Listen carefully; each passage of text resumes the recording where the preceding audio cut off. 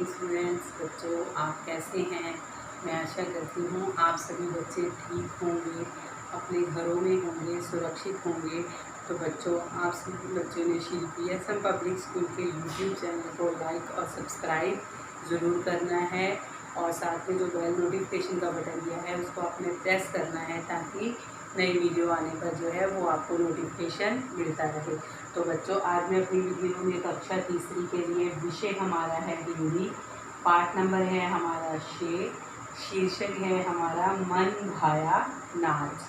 तो मन भाया नाच भाव जो हमारे मन को जो है वो नाच जो है वो भाता है, नाच भाव डांस। तो लेसन मैं आपको रीड करवाऊँगी, आपने इसको ध्यान से सुनना है। नारनपुर गांव में ईशा नाम की एक लड़की रहती थी। उसके पिता जो थे वो नहीं थे। उनकी माँ मेहनत मजदूरी करके ईशा की पढ़ाई और घर का खर्च जो है वह चलाती थी। एक दिन गांव में नृत्य प्रतियोगिता का आयोजन किया गया। आयोजन भाव उसका जो है वो समारोह जिसे हम बोलते हैं वो किया गया। ईशा पूरे दिन घर पर नृत्य का अभ्यास जो है वो करती रही।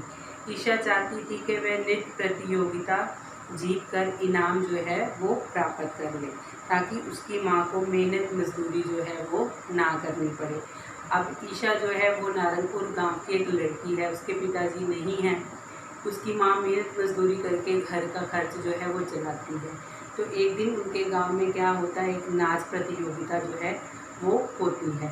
तो वह चाहती है कि मैं इस प्रतियोगिता को जीतूं ताकि अपनी माँ की जो है कुछ सहायता जो है वो कर सकूं। शाम को नृत्य प्रतियोगिता शुरू हुई। ईशा अच्छा नाची पर वह इनाम नहीं जीत सकी। प्रतियोगिता ना जीत पाने के गम से वह जो है उदास रहने लगी, उदास भाव दुखी रहने लगी। नारनपुर के राजा की बेटी सुचित्रा चल फिर जो है वो नहीं सकती थी। एक बार उसका मन नृत्य देखने को हुआ। उसने अपने मन की बात पिताजी को बताई।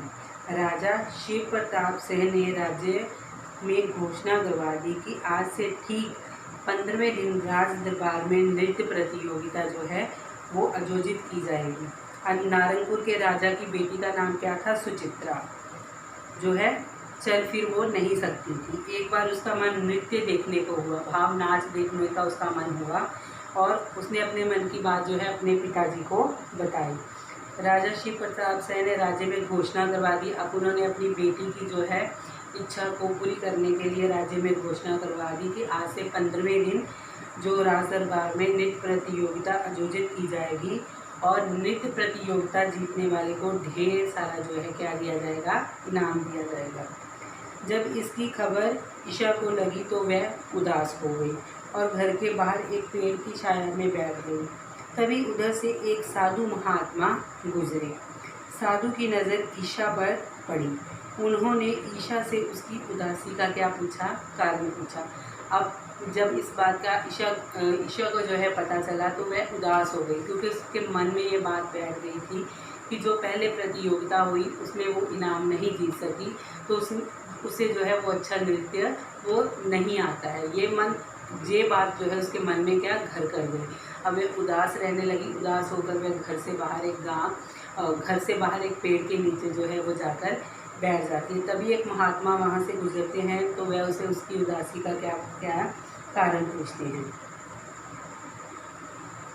उदासी का कारण जानकर उन्होंने अपनी झोली से एक माला निकाली और बोले, जब तुम राजा के दरबार में नृत्य करने जाना तब यह माला गले में पहन लेना। जीत तुम्हारी ही होगी। अब साधु महात्मा ने इसको क्या आश्वासन दिया कि जब तुम जो है प्रतियोगिता जो है करने जाओगी, नृत्य करने जाओगी तो इस माला को जो है वो अपने गले में पहन लेना और 100% भाग 100% जो है तुम जो है प्रतियोगिता जो है वो जीत जाओगी। किंतु नृत्य में कई दिन शेष हैं, तब तक तुम मन लगाकर अभ्यास करो।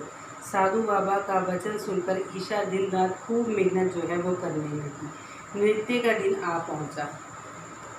कई लड़कियों ने एक एक करके नृत्य किया। सबसे अंत में ईशा की बारी आई। उसने ऐसा नृत्य किया कि सभी जो है वो क्या दंग रह गए। सुचित्रा ने जब ईशा का नृत्य देखा तो देखती ही जो है वो रह गई। उसका मन भी नृत्य करने के लिए जो है मचल उठा। जैसे ही सुचित्रा ने 2-3 ठुमके लगाए, राजा शिव प्रताप से खुशी से चिल्ला उठे, मेरी बेटी चलने लगी, मेरी बेटी नाचने लगी। अब जब साधु बाबा का जो है वचन सुनकर ईशा अब क्या करने लगी, मेहनत करने लगी। नृत्य का दिन जो है वो आ पहुंचा। भाव जिस दिन आयोजन था वो दिन जो है वो आ गया। कई लड़कियों ने एक एक करके नृत्य किया। सबसे अंत में ईशा की बारी थी। उसने ऐसा नृत्य किया कि सभी जो है क्या रह गए, दंग भाव, हैरान रह गए।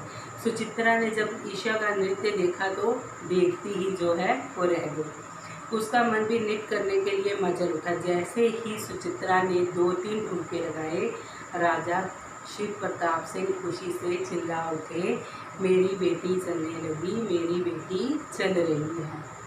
सुचित्रा के ठीक हो जाने पर राजा ने खुश होकर ईशा को ढेर सारे सोने के सिक्के जो है वो दिए।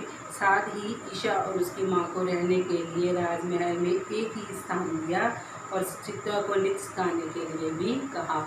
अब उसके बाद ईशा के नृत्य को देखकर उसके मन में भी जो है एक इच्छा हुई कि मैं भी क्यों ना नाचूं। वो अपने पाँव के ऊपर जब खड़ी होती है तो राजा जोर जोर से चिल्लाने लगता है कि उसकी बेटी जो है वह ठीक हो गई।